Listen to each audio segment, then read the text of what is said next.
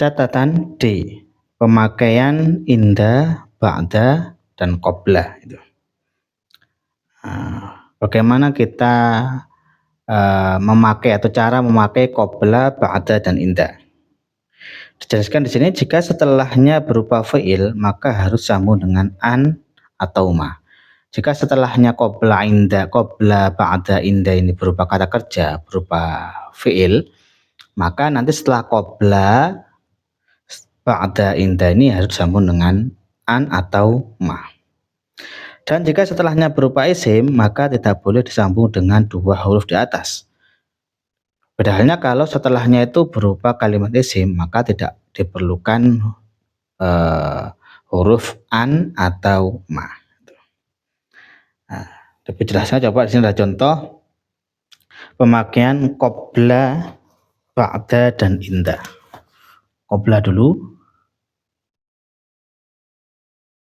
Qobla sebelum. Kalau setelah qobla itu berupa kata kerja, berupa fi'il, maka harus gandeng dengan an. Contoh ini, qobla an arguda qara'tu ad-du'a. Qobla an arguda qara'tu ad-du'a. Setelah qobla ini berupa fi'il ini. Fi'lun mudhari'. Jika setelah qobla itu berupa kata kerja, maka harus disambung dengan an. Jadi ngomongnya qoblaan.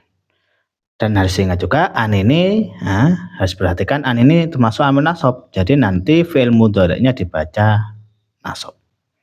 An arguda. Qobla an arguda qara'tu ad-du'a. Sebelum tidur saya membaca doa. Sebelum saya berangkat sekolah, saya membaca pelajaran saya. Qobla an adhaba. Dhahaba yadhabu. Adhabu. Qobla an adhaba. Itu. Qobla an adhaba, sebelum saya pergi ilal madrasati, ke sekolah, qara'tu durusi. Saya membaca pelajaran-pelajaran saya. Jadi kalau setelah qobla itu berupa kata kerja, maka harus gandeng dengan an. Dan karena an yang bernasab, maka fi'il mudhari'nya nanti dibaca nasab, baca fathah. Kemudian kalau setelahnya itu berupa kalimat isim, maka tidak perlu dikasih an. Contoh, qobla rugudi qara'tu ad-du'a. Seandainya setelah qobla itu kalimat isim, qobla rugudi, sebelum tidur. Ar-rugud itu kan bentuk ketiga dari rogoda yargudu rugudan, masdar lah, isim, bukan kata kerja. Jadi ngomongnya qobla rugudi, sebelum tidur, qara'tu ad-du'a, saya membaca doa. Jadi kalau kalimatnya setelah qobla ini kalimat isim, nggak perlu kita pakai an. Kalau kalimat setelah qobla ini ada berupa kata kerja, fi'il, maka kita kasih an. Gitu. Kemudian contoh yang kedua, ba'da. Ba'da itu artinya setelah. Ba'da ma qara'tul kitaba raqadtu. Sekarang ba'da.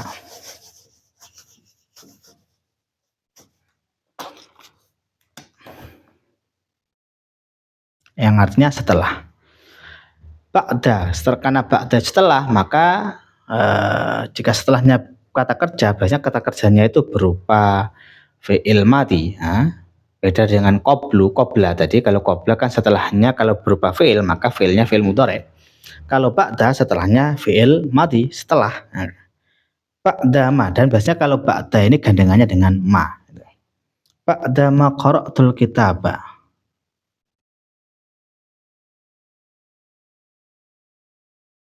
Ba'da ma qara'tul kitaba raqadtu. Setelah saya membaca kitab, saya tidur. Ma, ini namanya ma masdariyah.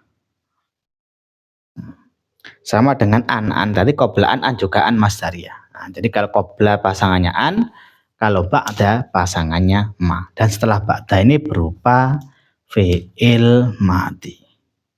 Fi'lun madin. Nah, kalau qobla tadi setelahnya berupa fi'il mudhari. Ba'da ma qara'tu, setelah saya membaca alkitaba raqadtu, saya tidur. Ba'da ma akaltu at-ta'ama syaribtul ma'a, setelah saya makan makanan saya minum air, kayak gitu. Nah, misalkan ba'da ma sholaitu qara'tul qur'ana, setelah saya sholat saya membaca Al-Qur'an. Nah, gitu. Jadi ba'da kalau setelahnya berupa kata kerja fi'il dan fi'ilnya fi'il madhi, itu digandeng setelah ba'da ini berupa ma. Ba'da ma gitu. Kalau setelah ba'da ini berupa isim, maka tidak perlu pakai ma. Contoh, ba'da qiraati al-kitaba raqadtu.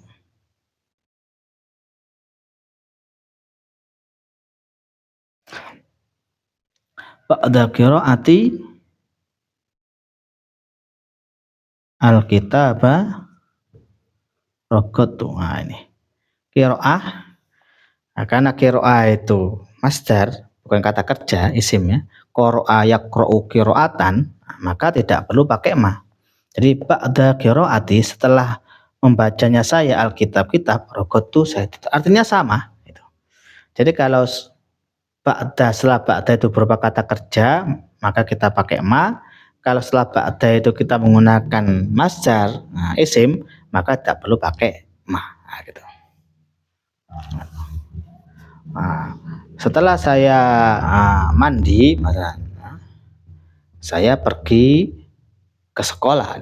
Ba'da maghtasaltu dhahabtu ilal madrasah. Setelah saya mandi, saya pergi ke sekolah.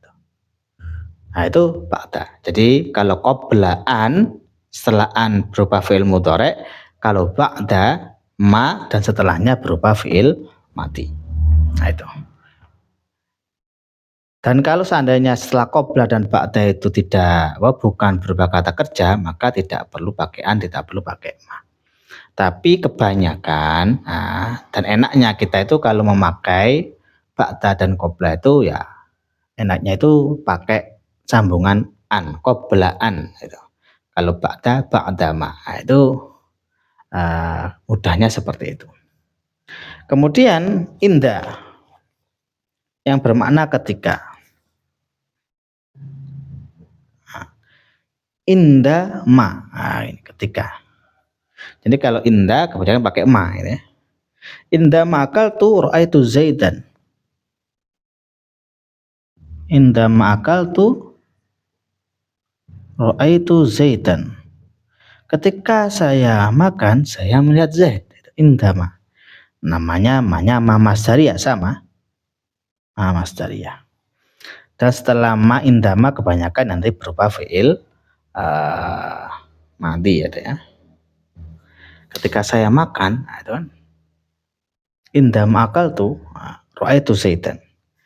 Dan seandainya nanti setelah inda itu berupa masdar atau isim, maka tidak perlu pakai ma. Indal akli, seandainya nih dijadikan masdar, jadi indal akli,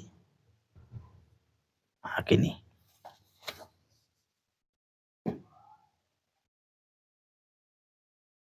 Indal akli ra'aitu Zaidan. Seandainya setelah inda berupa isim, maka tidak perlu pakai ma. Nah, itu cara pemakaian qabla, ba'da, dan inda. Tapi sekali lagi, kebanyakan pemakaiannya itu setelah qabla, setelah ba'da, setelah inda itu berupa kata kerja, berupa fi'il. Nah, kalau berupa fi'il maka ya harus ada gandengannya tadi qabla. Kalau qabla pakai an. Qabla an arguda itu. Kalau ba'da pakai ma. Ba'da ma qara'tu al-Qur'ana. Kalau indama pakai ma. Indama dhahabtu ilal madrasah. Ketika saya pergi ke sekolah. Dan sebagainya. Kemudian catatan isim yang terletak setelah qabla ba'da dan dzaraf makan selain hunaka atau sama dan huna dibaca jar karena menjadi mudhof ilaih. Nah, itu.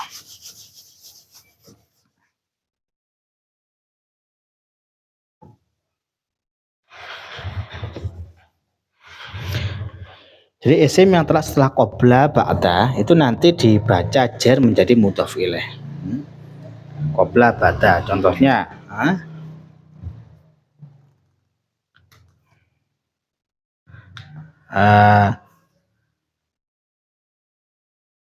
Dhahab tu ilal madrasati, saya pergi ke sekolah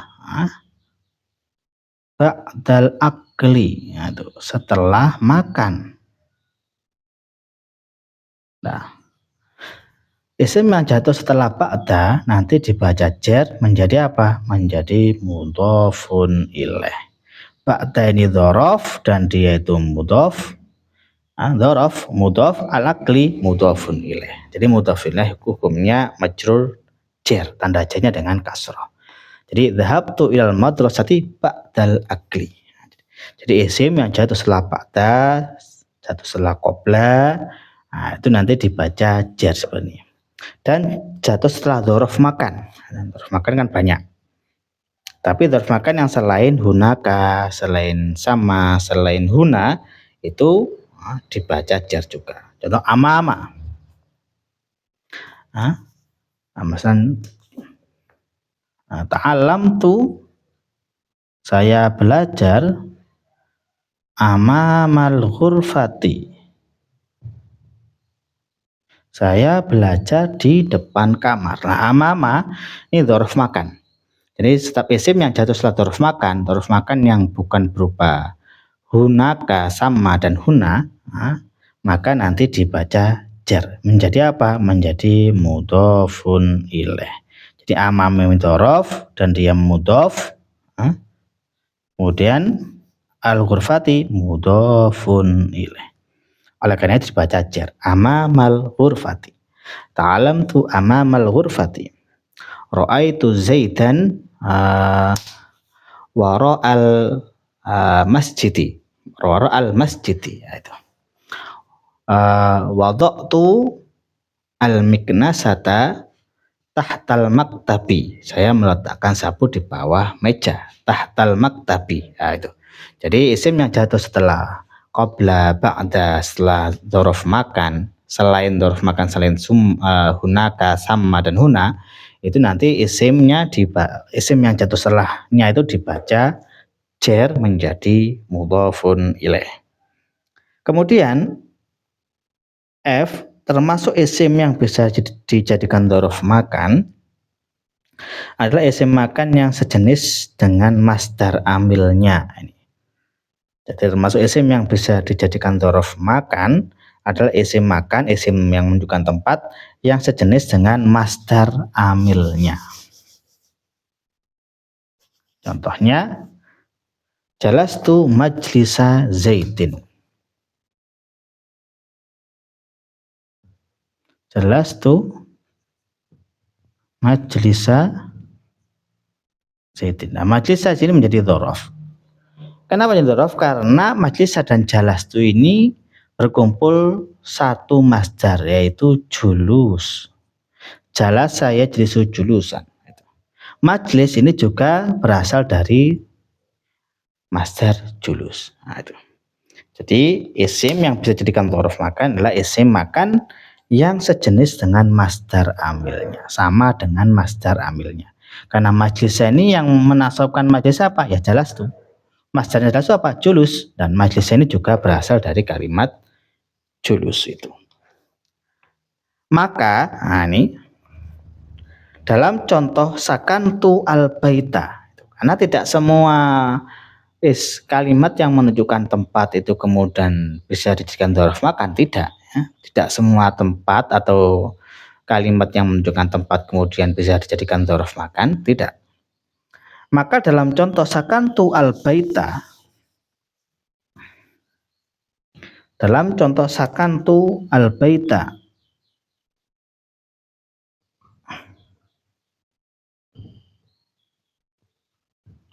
Sakantu al-baita atau dakhaltu masjida.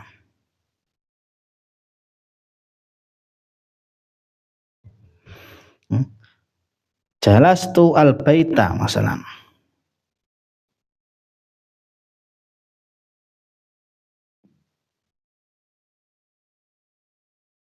Semuanya dinasobkan karena naz'ul khafid. Al-baita, al-masjida, al-baita ini semuanya ini dinasobkan bukan karena menjadi dzaraf makan, tidak, tapi dinasobkan karena naz'ul khafid. Naz'ul khafid apa? Yaitu pencabutan huruf jar. Karena jumlah di atas aslinya didahului oleh huruf jar fi. Itu.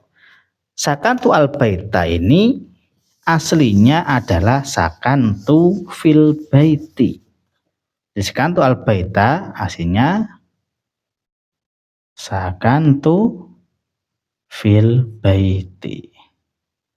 Nah, ketika huruf jarnya itu dibuang, maka al-baiti ini menjadi nasab sakantu al-baita. Maka al-baita ini dinasobkan karena naz'ul khafid. Naz'ul khafid itu ya pencabutan huruf khafid, huruf jar.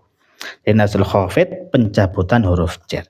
Ketika huruf jar dicabut, maka isim yang setelah yang aslinya dibaca jar dibaca nasab. Nah itu. Dakhaltu al-masjida, dakhaltu fil masjidi atau dakhaltu ilal masjidi gitu. Jadi al-masjid di sini bukan dzaraf makan, karena al-masjid itu tempat kemudian jadikan dzaraf makan, tidak. Al-masjid di sini nasabnya bukan nasab menjadi dzaraf makan, akan tapi dia nasabnya apa? Nasabnya naz'ul khafid. Karena aslinya dakhaltu fil masjidi. Begitu juga jalastu al-baita, jalastu fil baiti. Karena jumlah di atas aslinya didahului huruf jar, yaitu jalastu fil baiti gitu. Atau sakantu fil baiti. Ketika huruf jarnya dibuang, maka isim majrurnya dibaca nasab. Ketika huruf jarnya nanti dibuang, dicabut, maka kalimat yang aslinya itu dibaca jar, dibaca nasab. Akan tetapi ada juga sebagian ulama yang menjadikannya maf'ul bih dan ada juga yang menjadikannya dzaraf. Tapi ada juga sebagian ulama yang mengi'rabi al-baita ini menjadi maf'ul bih. Sakantu saya tinggal al-baita di rumah maksudnya. Dakhaltu al-masjid, saya masuk al-masjidah masjid. Al-masjidah al-baita ini ada sebagian ulama yang mengi'rabi menjadi maf'ul bih. Jadi sakantu al-baita tinggal sapa ingsun al-baita ing omah itu. Jadi maf'ul. Ada juga yang mengi'rabi menjadi dzaraf makan. Nah itu khilafiyah lah pendapat ulama. Tapi yang kita pilih ya yang ini naz'ul khafid ini ya. Jadi al-baita al-masjidah ini dia itu dibaca nasab bukan karena dzaraf makan, bukan karena jadi maf'ul, tapi karena apa? Naz'ul khafid, pencabutan huruf jar. Kemudian karena kalau dakhaltu al-masjid terjadikan maf'ul ini ya, ini tambahan, kalau jadikan maf'ul juga nggak tepat karena dakhala ini kan lazim, bukan mutaaddi. Lazim itu kan kalimat atau kata kerja yang tidak membutuhkan objek. Jadi dakhaltu al-masjidah bukan jadi maf'ul, bukan jadi apa itu dzaraf makan, akan tapi dinasabkan mansubun ala naz'il khafid, dinasabkan karena pencabutan huruf jar. Nah itu naz'ul khafid ya. Walaupun ada juga ulama yang seperti yang jelaskan tadi, ada yang mengi'rabi menjadi maf'ul bih, ada yang mengi'rabi menjadi dzaraf makan. Kemudian catatan yang terakhir G. Kalimat haitsu, yang mana haitsu ini termasuk dzaraf makan. Kalimat haitsu di dalam pemakaiannya pasti menjadi mudhof, pasti. Dan mudhof ilaihnya harus berupa jumlah. Nah ini uniknya haitsu. Jadi haitsu ini penggunaannya pasti dia itu idhofah. Pasti dia menjadi mudhof dan mudhof ilaihnya itu harus berupa jumlah, baik itu jumlah ismiyah atau jumlah fi'liyah. Bukan ya. Jumlahnya itu harus berupa jumlah apa? Harus berupa jumlah ismiyah, itu harus berupa jumlah ismiyah ya, bukan fi'liyah, harus berupa jumlah ismiyah. Contohnya, haitsu dhahaba Zaidun ila makanin haitsu samaku al-kabiru. Dhahaba Zaidun ila makanin haitsu samaku al-kabiru. Haitsu as-samaku al-kabiru. Nah, ini haitsu. Yang artinya Z pergi ke tempat di mana ikan yang besar itu berada. Z pergi ke suatu tempat yang mana ikan besar itu berada. Kalimat asamaku, kalimat asamaku menjadi mubtada. Jadi asamaku di sini menjadi mubtada. Mubtada hukumnya rofa, rofanya dengan dhammah. Sedangkan khobarnya, mana khobarnya? Khobarnya dibuang, yaitu kalimat maujudun. Jadi khobarnya dibuang. Jadi seandainya ditambahkan di sini maujudun. Jadi khobarnya ini. Jadi khobarnya dibuang. Jumlah mubtada khobar dihukum majrur menjadi mudhofun ilaih. Nah, kemudian jumlah mubtada khobar ini dihukum majrur menjadi mudhofun ilaih. Nah, jadi mudhof. Nah, jadi haitsu itu nanti di kitab-kitab setelah haitsu itu disebutkan isim. Nah, isimnya saja seperti ini, as-samaku al-kabir, gitu aja, as-samaku. Nah, as-samaku setelah haitsu ini berubah menjadi apa? I'rab menjadi mubtada. Khobarnya mana? Khobarnya dibuang. Haitsu samaku al-kabiru maujudun. Itu haitsu as-samaku al-kabiru maujudun. Dan maujudun ini khobar dari as-samaku. Nah, jadi setelah haitsu, setelah haitsu kok ada isim, lah maka isimnya itu nanti dibaca rofa menjadi mubtada, khobarnya dibuang. Nah, itu.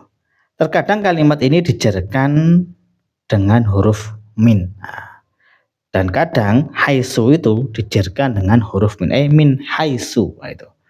Min haitsu, tapi karena dia mabni ya, jadi min haitsu. Min haitsu samaku al-kabiru maujudun. Min haitsu zaitun. Min haitsu zaitun maujudun. Nah, intinya haitsu itu pemakaiannya dia itu menjadi mudhof, dhorof dan mudhof, kemudian mudhof ilaihnya itu harus berupa jumlah ismiyah. Nah, biasanya isim yang disebutkan setelah haitsu itu mubtadanya dan khobarnya dibuang, kita kira-kirakan maujudun. Nah, kemudian di sini ada latihan, tentukan bentuk dhorof berikut. Dhahabtu al-yauma bis-sayyarati wa ra'al bait. Al-yauma itu dhorof apa? Hari ini. Oh, dhorof zaman. Wa ra'a di belakang dhorof makan. Kemudian saqatal qalamu dan sampai akhir. Kemudian di sini juga ada beberapa pertanyaan ya untuk lebih memahamkan kita tentang bab maf'ul fih atau bab dhorof zaman dan dhorof makan. Nah, ini yang dapat saya sampaikan berhubungan dengan dhorof zaman wa dhorof makan. Wa'alaikum. Assalamualaikum warahmatullahi wabarakatuh.